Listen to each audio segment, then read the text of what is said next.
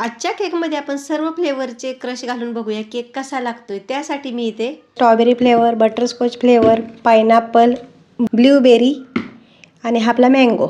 आता हे सर्व फ्लेवर मी थोडेसे वाटीत घेतले आणि चांगले मिक्स केले। तर हे करायचं कारण म्हणजे मी एका ताईंना असंच विचारलं होतं, त्याही केक बनवतात, की तुम्ही मिक्स फ्रूट केक कसे बनवता। तेव्हा त्या मला बोलले की सगळे क्रश मी एका जागी करते आणि त्याचा बनवते।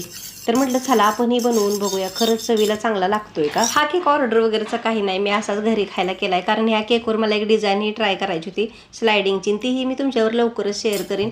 आणि हा घरीच खायचा होता, त्यामुळे मी ह्याला क्रीमचा वापर सुद्धा एकदम कमी केलाय, कारण आमच्यात क्रीम जास्त कोणाला आवडत नाही। हा केक मी रात्रीचाच बनवला होता आणि एक रात मस्तपैकी फ्रीजमध्ये सेट झाला होता आणि दुसऱ्या दिवशी नेमके बघा आमचे बाजूवाले जे आता सध्या डोंबिवलीला राहते तेही आले होते काही कारणानिमित्त। मग त्यांच्याबरोबरही आम्ही हा केक कट केला, तर त्यांना तर खूपच आवडला, एकदम मस्त टेस्ट लागत होती। चला तर मग व्हिडिओला आपल्या लाईक करा आणि चॅनलला सबस्क्राईब करा। बाय।